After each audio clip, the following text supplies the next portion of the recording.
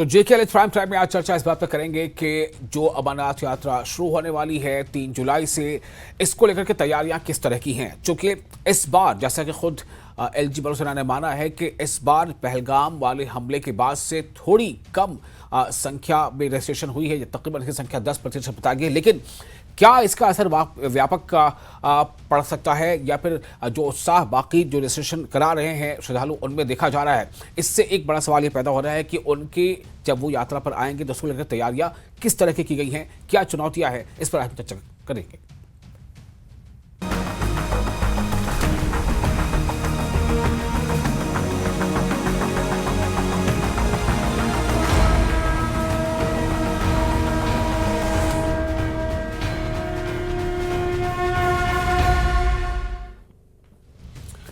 तो पहलगाम में जो दहशतगर्दाना हमला हुआ था, उस हमले की गूंज इतनी तेज थी कि दुनिया तक ये हमले की गूंज पहुंची थी और उसके बाद जो हालात बने थे वो सबके सामने है। हिंदुस्तान और पाकिस्तान जंग के दहाने पर आ खड़े हुए थे, लेकिन इन सब के बीच अब जो वक्त आ गया है वो है अमरनाथ यात्रा का। तो क्या अमरनाथ यात्रा बिल्कुल सेफ एंड साउंड होगा? क्या इसको लेकर तमाम तरह की तैयारियां जिसकी जरूरत थी वो पूरी कर ली गई हैं? क्या इसको लेकर वो तमाम कंडीशंस जो या तो मौसमी हालात के बिगड़ने से पैदा होते हैं या फिर जो चुनौतियां होती हैं कभी आतंकी हमले को लेकर के, उन सब को लेकर के जो तैयारी है, क्या इस बात की गारंटी हमारे श्रद्धालुओं को मिल सकती है? इसी पर आज हम चर्चा करेंगे कितनी व्यापक तैयारी हुई है। और इस चर्चा में हमारे साथ खास मेहमान जो शामिल हो रहे हैं वो हैं डॉक्टर एसपी वैद, जो फॉर्मर डीजीपी हैं जम्मू कश्मीर के। इसके अलावा फारूक रेंजो शाह हमारे साथ जुड़ चुके हैं, चेयरमैन है Kashmir society of international and farmer bureaucrat के। और फारूक कुतुब भी हमारे साथ जुड़ चुके हैं, एग्जीक्यूटिव कमेटी मेंबर KCCI। और कुछ देर में हमारे साथ होंगे राकेश बजरंगी, जो राष्ट्रीय बजरंग दल के लीडर हैं। सबसे पहले हम रुख करना चाहेंगे डॉक्टर एसपी वैद साहब का। डॉक्टर एसपी वैद साहब, मैं आपसे जानना चाहता हूं कि ये जो आने वाली यात्रा है 3 जुलाई से जिसकी शुरुआत होगी, 9 अगस्त तक उसका समापन होना है, लगभग 40 दिनों की यात्रा होगी। ये यात्रा जम्मू कश्मीर में एक ऐसे माहौल में जब पहलगाम के हमले अभी बिल्कुल तरोताज़ा हैं लोगों के जहन में, हिंदुस्तान और पाकिस्तान में जंग के हालात लोगों के जहन में तरोताज़ा हैं, इसमें काफ़ी दुख तकलीफें हर तरफ आई हैं, इन सब के बीच ये यात्रा जो है वो कितना बड़ा एक अपने आप में चैलेंज है, इसको सुगम सहल तरीके से इसको मुकम्मल करा देना, उसकी तैयारियां और ये सब। पहले तो मैं जानना चाहता हूं कि कितनी बड़ी चुनौती है ये? सबसे पहले आपको और आपके दर्शकों को नमस्कार, आदाब, सलाम जी। देखिए, ऐसा है कि जो पहलगाम में हमला हुआ वो अभी बहुत तरोताज़ा है और उसके बाद जो हालात बने सारे देश और दुनिया ने देखा, 2 मुल्क ऑलमोस्ट लड़ाई हो गई, युद्ध हो गया। तो ऐसी स्थिति में इस बैकग्राउंड में असर तो पड़ा है, रजिस्ट्रेशन कम हुई, जो लोग काफी नंबर्स में आते थे उसमें फर्क पड़ता है, लेकिन ऐसा है कि यात्रा रुकती नहीं है। हमने इवन पीक 1990s में जब इतना ज्यादा टेररिज्म था, जब इतनी बुरी हालत थी, तब भी यात्री लोग जो हैं वो रुकते नहीं हैं जी। इसमें लाखों लोग तब भी आते हैं, तो मुझे नहीं लगता कि नंबर्स बहुत कम होंगे। थोड़ा फर्क जरूर पड़ा है, लेकिन अब काफी तादाद में लोग आएंगे। और इस बार J&K एडमिनिस्ट्रेशन और श्राइन बोर्ड ने और J&K पुलिस ने अपील भी की है सभी यात्रियों से कि आप जो एयर मार्क्ड यात्रा जो जिसको सिक्योरिटी के दायरे में लेके जाया जाता है जी, आप हर एक आदमी कोशिश करें कि उस कन्वाय के साथ चले। आप इलादा जो लोग चलते हैं अपनी प्राइवेट कारों में, उसको अवॉइड करें। और ये बहुत बड़ा चैलेंज, जैसे आपने पूछा, बहुत बड़ा चैलेंज है, क्योंकि J&K गवर्नमेंट चाहेगी और सेंट्रल फोर्सेस चाहेंगी कि कोई बड़ा हादसा ना हो, और ये रूट बड़े डिफिकल्ट एरिया से गुजरता है।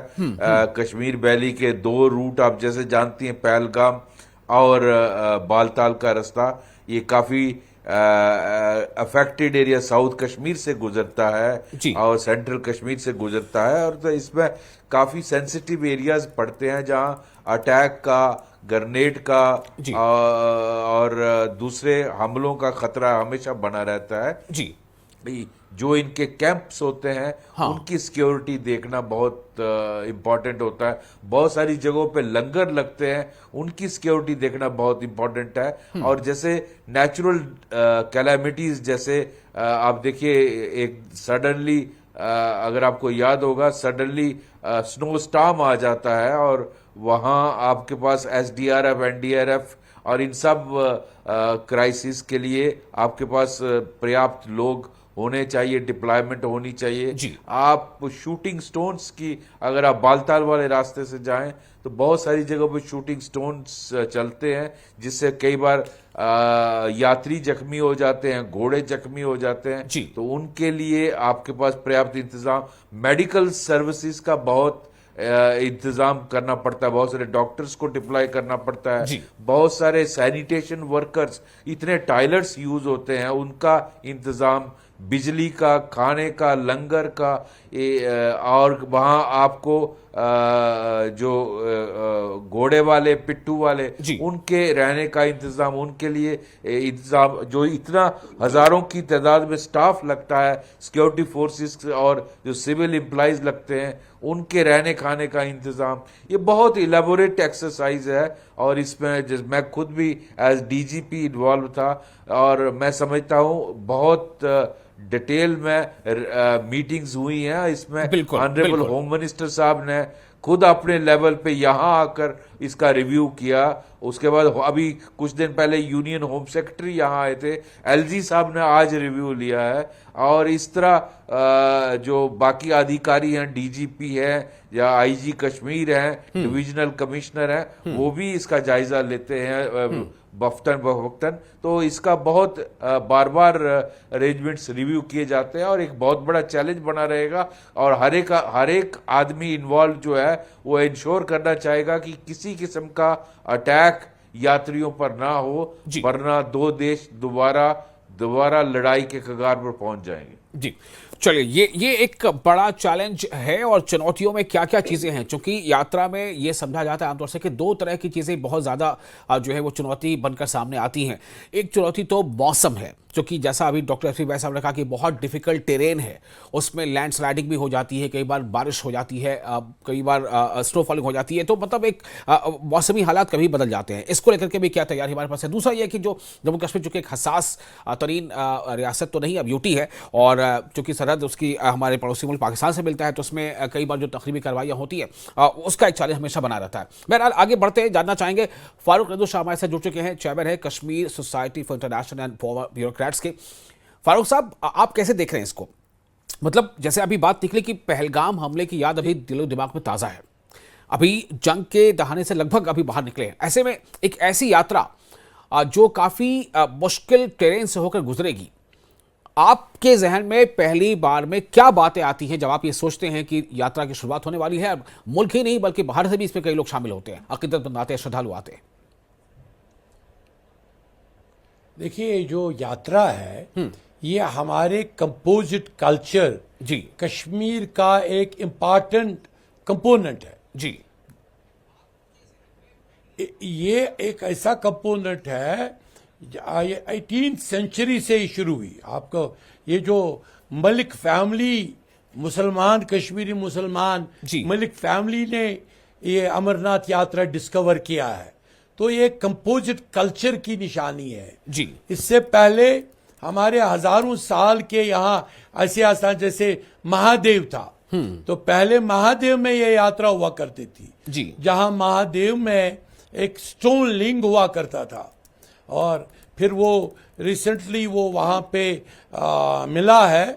तो लेकिन in the mean time 18th century से अमरनाथ की एक पवित्र यात्रा शुरू हुई। और ये भी हमारे कल्चर का, जैसे हम आस्थानों में जाते हैं, शेखुल आलम आस्थान जाते हैं, यहाँ कश्मीरी पंडित तुलमुला जाते हैं, इसी तरह ये सारे कलेक्टिवली इसको बहुत ही इम्पोर्टेंट देते हैं, क्योंकि सारे लोग यहाँ आते हैं। और महादेव वहां पे भी है। अगर महादेव की माउंटेन कश्मीर में है, वहां भी है। सो सब आते हैं वहां, डिवोटीज आते हैं। लेकिन एक फोर्स है, आज नहीं, जब सो 90 में यहाँ हालात खराब थे जी। मुझे याद है एडमिनिस्ट्रेशन में हाँ। हम उस वक्त भी इसके अरेंजमेंट किया करते थे।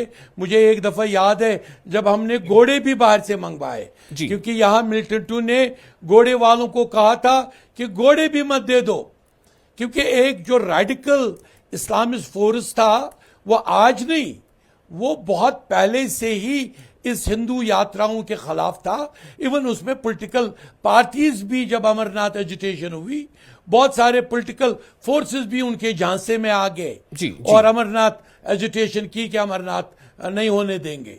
तो इवन पार्लियामेंट में लोगों ने कहा कि ये नहीं देंगे, वो नहीं देंगे। तो लेकिन आज हालात ऐसे हैं, जो आपका सवाल है, 22 अप्रैल के बाद कश्मीर के हालात अचानक चेंज हो गए। पहले जो वो मिलिटेंट है उनका ये था कि जैसे हमने 90 में कश्मीरी पंडितों को यहां से भगाया, तो अब जो सारे हिंदू यहां पे एज ए टूरिस्ट बन के आते हैं, बाय नेम उन्होंने कोशिश की कि टूरिस्ट, हिंदू टूरिस्ट कश्मीर ना आए, लेकिन उसको डिफीट किया खुद कश्मीरी अवाम ने। और कश्मीर और सारे हिंदुस्तान के जो लोग हैं उन्होंने और टूरिस्टों ने उन कश्मीरियों की जबरदस्त तारीफ की। उसमें एक ऐसा शख्स है जिसके नाम पर मैंने लाल चौक का नाम चेंज किया, कश्मीर सोसाइटी ने, जिसको सबने एंडोर्स किया। हमने कहा ये लाल चौक खूनी चौक है, खूनी नाम है, टेरर का नाम है, कम्युनिज्म का नाम है, चैनी नाम है, रशियन नाम है। इसकी जगह हमने आदिल शाह चौक का नाम उसका रखा, क्योंकि आदिल शाह चौक ने अपनी जिंदगी कुर्बान की। आपकी टीवी पे मुझे याद है पहला फ्लैश आया था और उन टूरिस्टों की वो दास्तानें आई थी। आपके टीवी चैनल रिकॉर्ड है कि उस कश्मीरी नौजवान ने कैसे झपटा मारा उन दरिंदों पर जो इंसानियत के नाम पर इंसान का कत्ल कर रहे थे। तो वही जज्बा इस वक्त सारे कश्मीर में है जी। कश्मीरी इवन ये नहीं चाहता है कि इनको जो बाहर से आए टूरिस्ट, इनकी परंपरा रही है कश्मीरियों से मिले। कश्मीरियों पे ये कोशिश की जाती है और ये वाकया भी बायसरन का हुआ कि कश्मीरी मुसलमानों। फारूक साहब, मैं उसी जज्बे से जुड़ा एक सवाल करूंगा कि क्या आप ये देख रहे हैं कि वो जज्बा और बढ़ गया है या शायद कम हो गया है इस 22 अप्रैल वाले वाकये के बाद? बहुत ज्यादा बढ़ गया है जी, बहुत ज्यादा बढ़ गया है। क्योंकि एक एलिमेंट था, ऐसा एलिमेंट जो उस वक्त भी कश्मीरी मुसलमानों को बहुत बदनाम कर रहे थे कि इन पे भरोसा नहीं किया जा सकता, इन्होंने ये किया, लेकिन उसको रिफ्यूट किया उन तमाम टूरिस्ट, जो तकरीबन 8-10 लाख टूरिस्ट उस वक्त कश्मीर में थे, और अचानक वो जीरो पे आ गए, जीरो। और उनको कश्मीरियों ने खुद मुफ्त बिठाया यहाँ होटलों में उस रात को, जहां मालूम इवन जो एयरलाइंस वाले थे उन्होंने 25-25 हजार उनके चार्जेस किए, लेकिन कश्मीरियों ने मुजाहरा किया, चौक में निकले, लाल चौक में निकले, जो आज लाल चौक नहीं है, जो आदिल शाह चौक है, आदिल शाह चौक में निकले और उन दरिंदों के खिलाफ बोला। और ये चेंज है, ये जज्बा चेंज है। बिल्कुल, और आज फारूक साहब, मैं फिर आपके पास आता हूं। हमारे दूसरे जो मेहमान हैं उनके पास, उनसे भी जरा बात कर लें। आपके पास मैं फिर आऊंगा सेकंड राउंड में। हमारे साथ जुड़ चुके हैं राकेश बजरंगी भी, जो लीडर हैं राष्ट्रीय बजरंग दल के। राकेश जी, आपका भी इस्तकबाल है। और एक और फारूक साहब हमारे साथ जुड़े हुए हैं, चूंकि दो फारूक से एक साथ लगातार बात करेंगे, लोगों में कंफ्यूजन ना जाए, इसलिए मैं फारूक साहब आपको थोड़ा सा, कुट्टू साहब आपको थोड़ा रुकना पड़ेगा। राकेश बजरंगी जी, मैं आपके पास आ रहा हूं, स्वागत है आपका। मेरा सवाल सीधा यही है, आप के जहन में क्या बात आती है, क्या विचार आते हैं जब आप ये देखते हैं कि अमरनाथ यात्रा की शुरुआत होने वाली है 3 जुलाई से? श्रद्धालु देश के हर हिस्से से लगभग पहुंचेंगे, कुछ तो विदेश से भी आते हैं, और उसके अलावा लेकिन 22 अप्रैल की घटना भी सामने है, हिंदुस्तान और पाकिस्तान के बीच जंग जैसे हालात भी सामने हैं। इन सब के बीच मौसम की भी देखिए किस तरह से बेरुखी हो रही है, अभी वहां बारिशों का दौर है, कई जगहों पर लैंडस्लाइडिंग हो रही है। इन सब के बीच आप देख रहे हैं कि 3 जुलाई से अमरनाथ यात्रा शुरू होने वाली है, आपके जहन में क्या तस्वीर उभर रही है? देखिए, जिस प्रकार से अभी यात्रा है, ये यात्रा एक चैलेंज यात्रा है। जिस प्रकार से 1996 में समाज ने इस यात्रा को चैलेंज के तौर पर लिया था जी, और इस बार भी ये यात्रा जो है एक चैलेंज के तौर पर है। क्योंकि आज भी आईजीपी जम्मू जोन के जो है आईजी हैं, उन्होंने भी आज मीडिया के माध्यम से वो अपील की है जी कि कोई भी अकेले यात्रा ना करे, जैसे कि डॉक्टर एसपी वैद साहब ने बोला जी कि यात्रा में जो है एक प्रोसीजर से जाना हमने हाँ। और सिक्योरिटी के साथ जाना है, जी और उसके साथ मौसम का जो चैलेंज है कि रामबन और बनिहाल के बीच में हाँ। जो रास्ता है ये वहां से ऊपर से पत्थरों का गिरना, इस प्रकार से रोड का खराब होना ये लगातार जारी रहता है, क्योंकि इस समय बरसात का मौसम है, तो रोड के हिसाब से भी इस समय जो है वो चैलेंज है। लेकिन एक दूसरा रास्ता भी है, जो जी। रास्ता जो है मुगल रोड है, लेकिन वो भी कई बार जो है वो बंद हो जाता है। जी लेकिन उसके अलावा एक जो अभी ट्रेन जो यहाँ से चली है कटरा से, जी हाँ तो सरकार को चाहिए कि अगर ये बीच में बंद होता है तो वो ट्रेन के माध्यम से ये यात्रियों को वहां पर पहुंचाने का काम करे। ठीक है। लेकिन यात्रा जो है वो रुकनी नहीं चाहिए। यात्रा जो है वो किसी प्रकार से रुके ना, यात्रा में किसी प्रकार की बाधा ना आए। ये जो है ये श्राइन बोर्ड और सरकार को इसके ऊपर जो है वो काम करना है। तो समाज जो है वो ज्यादा से ज्यादा संख्या में है। हम समाज से भी अपील कर रहे हैं कि समाज इस यात्रा को जो है वो ज्यादा से ज्यादा करे, क्योंकि ये यात्रा एक हमारी आस्था से जुड़ी हुई है और हमारे आस्था का प्रतीक ये यात्रा है। जी, और जी, बड़े बिल्कुल, बलिदान देने के बिल्कुल। बाद इस यात्रा को जो है वो खड़ा किया गया है कश्मीर के अंदर। हाँ तो इस यात्रा को, ये यात्रा बंद ना हो, ये यात्रा कम ना हो, ये यात्रा रिकॉर्ड तोड़े, पिछले से भी ज्यादा रिकॉर्ड तोड़ते हुए यात्रा जो है ज्यादा संख्या में हो, ये सभी का जो है उद्देश्य होना चाहिए, चाहे वो सरकार है चाहे श्राइन बोर्ड है। और समाज के लोग शाना बशाना जो है इस यात्रा में के अंदर इन्वॉल्वमेंट रहती है उनकी, और हर प्रकार की सहूलियत जो है वो यात्रियों को देने की कोशिश करती है। सुरक्षा के विषय में देखा जाए तो सुरक्षा बल जो है वो तैनात है। ज्यादा 30 कंपनियां पिछली बार से ज्यादा लगाई गई हैं इस बार। 30 कंपनियां इस पिछली बार से ज्यादा लगाई गई हैं, और ज्यादा से ज्यादा जो है सुरक्षित यात्रा को करने की कोशिश जो है वो सरकार की तरफ से की जा रही है। जी बिल्कुल। चलिए, तो ये तमाम कोशिशें तो हैं। बेशक जो अभी डॉक्टर एस पी साहब ने भी कहा कि रजिस्ट्रेशन थोड़े कम हुए हैं, उनका प्रतिशत थोड़ा कम हो गया है, लेकिन जो भी श्रद्धालु आ रहे हैं उनमें उत्साह जबरदस्त है, और ऐसी आशा की जा रही है, ऐसी उम्मीद की जा रही है कि अभी तो वक्त अभी है, रजिस्ट्रेशन प्रोसेस जारी है, तो वक्त के साथ साथ इस पर और इजाफा होगा। मैं फारूक कुट्टू साहब के पास आना चाहता हूँ, चूंकि देखिए अभी तमाम फरीक़ैन ने यही बात की है लगभग कि ये यात्रा सिर्फ किसी एक धर्म विशेष से जुड़ा ये पूरा मामला नहीं है, ये कंपोजिट कल्चर को तक़वियत देने वाली एक यात्रा है। इस यात्रा के जरिए से इंसान जो है इंसानी बुनियादों और कदरों का भी सफर करता है। तो इसी के तहत मैं अब रुख करना चाहता हूं अपने खास मेहमान फारूक कुट्टू साहब का भी, जो एग्जीक्यूटिव कमेटी मेंबर हैं KCCI के। फारूक कुट्टू साहब, आप कैसे देखते हैं इस यात्रा को? इस यात्रा को जो एक कंपोजिट कल्चर की अक्कासी करती है ये यात्रा, उस यात्रा से पहले उस माहौल पे एक धक्का लगाने की कोशिश तो हुई, तफरीक करने की कोशिश हुई, हिंदू मुस्लिम में बांटने की कोशिश हुई, लेकिन अब ये कितनी बड़ी चैलेंज है और इस चैलेंज को पार पाना समाज के किन किन लोगों की जिम्मेदारी है? बहुत बहुत शुक्रिया, आपने मुझे इनवाइट किया आपके प्रोग्राम में। ऑफ कोर्स ये जो अमरनाथ यात्रा है हमारे कल्चर का एक बहुत ही अहम हिस्सा है। जी जैसे कि फारूक साहब ने बता दिया कि कश्मीरी जो यहाँ का लोकल है, भले चाहे वो मुस्लिम है, सिख है, हिंदू है, हम लोग इसके साथ जुड़े रहते हैं। क्योंकि मैं टूरिज्म इंडस्ट्री के साथ ताल्लुक रखता हूँ, अनफॉर्चुनेटली जो पहलगाम का हो गया तब से आप सबको पता है कि यहाँ पे टूरिस्ट का फुटफॉल बहुत कम हो गया। तो अभी रिसेंटली हमारे पास थोड़ा सा 15-20% के करीब टूरिस्ट फुटफॉल आ गया है, और वो सब पॉजिटिव मैसेज स्प्रेड कर रहे हैं। अनफॉर्चुनेटली पहलगाम में जो हो गया वो एक आइसोलेटेड इंसिडेंट था, लेकिन मैं आपके प्रोग्राम की माध्यम से मैं बताना चाहता हूँ कि ये बहुत ही एक ट्रेजिक इंसिडेंट था। हमारा जो जो लोकल कश्मीरी है या मुल्क भर में जितने भी लोग हैं, आई एम श्योर कि वो उम्र भर तक क़यामत इस इंसिडेंट को नहीं भूल पाएंगे। और हम ये जो इंसिडेंट है इसकी वजह से ना कि हमारी इकॉनमी पे बहुत ज़्यादा इम्पैक्ट पड़ गया। जैसे कि आप सबको पता है कि कश्मीर टूरिज्म जो है ये बहुत ज़्यादा कंट्रीब्यूट करता है टुवर्ड्स द स्टेट GDP, और इसमें बहुत सारी जॉब्स क्रिएट होती हैं, इसका ट्रिकल डाउन इम्पैक्ट है। तो अनफॉर्चुनेटली जो पीक सीजन के टाइम पे इंसिडेंट हो गया, बहुत सारे लोग जॉबलेस हो गए, बहुत सारे जो बिजनेस एक्टिविटीज बंद हो गई, बहुत सारी इन्वेस्टमेंट्स हो गई थी हमारी इंडस्ट्री में। 90s के अराब में यहाँ पे टूरिज्म बिल्कुल जीरो पे आ गया था, लेकिन उस वक्त इसलिए ज्यादा इम्पैक्ट नहीं पड़ा था क्योंकि उस वक्त ज्यादा इन्वेस्टमेंट नहीं थी टूरिज्म इंडस्ट्री में।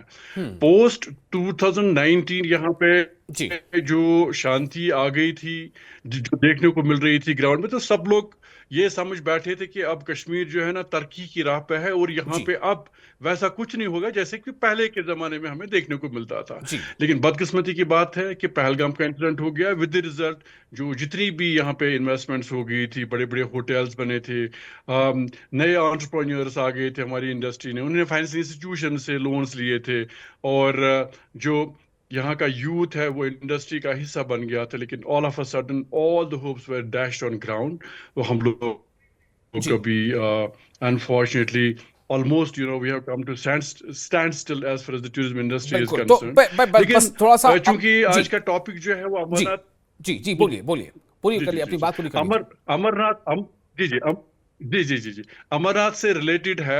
अमरनाथ यात्रा जो है, ऑफ कोर्स ये हमारे कल्चर का एक हिस्सा है। आपने देखा होगा 90s के एरा में भी यहाँ पे यात्रीज आते थे, तब बहुत ज्यादा यहाँ पे मिलिटेंसी हुआ करती थी, टेररिस्ट एक्टिविटीज होती थी, जी जीना हराम हो गया था। अब चूंकि हालात बिल्कुल मैं कहूंगा कि बहुत हद तक यहाँ पे ठीक हो गए हैं, ठीक हो गया तो हाँ लेकिन इस बार का इसलिए चैलेंजिंग है ये, हम्म। इस बार का जो यात्रा है इसलिए चैलेंजिंग है क्योंकि पहलगाम का इंसिडेंट हो गया बिल्कुल बिल्कुल अनफॉर्चुनेटली। मैं उसी तरह इशारा कर रहा हूं। मैं एक बार अब देखिए हमें बातचीत का दूसरा दौर शुरू करना है। डॉक्टर एसपी वैद साहब के पास फिर से एक बार वापस जाना चाहूंगा। डॉक्टर एसपी वैद साहब, मैं इस बार आपसे ये जानना चाहता हूं कि ये यात्रा जो है एक चुनौती तो है, मतलब उनके लिए भी चुनौती है जो श्रद्धालु उसको टेकअप करे ना करे, और चुनौती उनके लिए भी है जो भी इसके स्टेक होल्डर्स है, यानी कि जो एडमिनिस्ट्रेशन है, जो सिक्योरिटी एजेंसीज है, क्योंकि उनको ये विश्वास बहाली करना होगा श्रद्धालुओं में। मैं आपसे जानना चाहता हूं कि क्या उसके लिए कुछ खास स्टेप लिए जा सकते हैं या लिए जा रहे हैं? बिल्कुल जी जी जी जी बिल्कुल। देखिए लोगों में वो विश्वास आना बहुत ज़रूरी है। हाँ। और जैसे मैं कह रहा था, हज़ारों की तादाद में लोग आएंगे, फिर भी आएंगे। आप देखिए ये नंबर्स काफ़ी लाखों में जाएंगे। और जम्मू कश्मीर का पूरा टूरिज्म जो है वो इन यात्राओं से पे निर्भर होता है, और कश्मीर में मिलकर लोग इसमें पार्टिसिपेट करते हैं। एक मेला जैसा होता है, ये 2 महीने के लिए 1.5 महीने के लिए वहाँ घोड़े वाले पैसे कमाते हैं, होटल वाले कमाते हैं, पिट्ठू वाले कमाते हैं, रेडी फेडी वाले करते हैं, जो टैक्सी वाले, ऑटो वाले, हर एक आदमी इसमें इन्वॉल्व होता है। ये तो हम जिक्र कर चुके हैं वैद साहब। मेरा सवाल ये है कि जो लोग अभी जम्मू कश्मीर में नहीं है, जो मान लीजिए किसी राज्य के दूसरे हिस्से में वो जहन बना रहे होंगे, लेकिन उनके सामने क्या सवाल आ रहा होगा उस वहां तक पहुंचने के लिए और उनके जहन को साफ करने के लिए सरकार की तरफ से क्या कदम उठाए जा सकते हैं जो किसी दूसरे राज्य में रहने वाले एक यात्री या श्रद्धालु को भी मैसेज दे सके? यस, सरकार को इसमें जो हमारा श्राइन बोर्ड है और JNK गवर्नमेंट है वो इसमें काफ़ी इस एडवर्टाइजमेंट भी करती है और लोगों को अश्योरेंस देती है कि पर्याप्त अरेंजमेंट सिक्योरिटी के हैं। आप बिना किसी फिक्र के, बिना किसी झिझक के आप आइए। और जो पहलगाम का हादसा हुआ है, ये एक इंसिडेंट हुआ है इसका, लेकिन ये मतलब नहीं है कि यात्रा के वक्त इंतजाम पुख्ता नहीं होंगे। ये मतलब नहीं है कि यात्रा में इंतजाम पुख्ता नहीं होंगे। ये काफी अहम बात आपने कह दी है। वैसा वक्त की थोड़ी कमी है। फारूक रहदूर साहब के पास जाना चाहता हूं एक फाइनल कमेंट के लिए, चूंकि फारूक साहब ये कहीं ना कहीं कल्चर को ही रिप्रेजेंट करता है। कल्चरल वैल्यूज में ये पुख्ता यकीन कैसे आ जाए कि इस बार यात्रा एक नया रिकॉर्ड कायम कर दे? देखिए, मैंने पहले भी आपको कहा कि कश्मीरियों पे ये एक कारी ज़रब था as a whole Kashmir society पर कि जो बाइसरन में हुआ और जिन दरिंदों और जिन एनिमलों ने वो किया, और इसका कहीं पे फायदा वो नहीं उठाने चाहिए कि हिंदू पिलग्रिम्स जो है जो लोगों में मिक्सअप हो रहे हैं उनको उनसे दूर किया जाए। एक ऐसा सिक्योरिटी एनवायरनमेंट होना चाहिए कि वो अगर शहर शहर जाए, इलाके जाए, जी। अमरनाथ यात्रा भी जाए, क्योंकि वो आइसोलेटेड प्लेस है और ऐसे लोग के लिए एक्स्ट्रा ऑर्डिनरी सिक्योरिटी की जरूरत है। जी। लेकिन जो इन्होंने कुछ बंद किए दूसरे साइट्स अननेसेसरली हाँ। In the name of security, जी, जी। वो विड्रॉ करें, ठीक है। क्योंकि इसका मतलब है एक जी। हिसाब से उनको लिवरेज देना लिवरेज देना जो होगा। चलिए, चाहते हैं मेरे पास वक्त की कश्मीर बेहद कमी 90 है। की बहुत तरह, अच्छा मौजूद था और बहुत जल्दी हम लोग close बहुत पहलू पे बात कर पा रहे थे, लेकिन माजरत चाहूंगा आपसे, मैं ज्यादा वक्त अब नहीं बच रहा है। लेकिन आप तमाम मेहमानों का बहुत शुक्रिया, आपने अपना कीमती वक्त दिया और अपनी बहुत ही अच्छे तासुरात का इजहार यहाँ पर किया है। उम्मीद की जानी चाहिए कि इस बार अमरनाथ यात्रा न सिर्फ ये कि अच्छे से ये संपन्न होगी, पूरी होगी, बल्कि इसमें एक नया रिकॉर्ड बनेगा। ये कोशिश हमारी, हम सबकी होनी चाहिए। बहुत शुक्रिया। आप बने रहें न्यूज़ 18 के साथ, हमें दें इजाजत।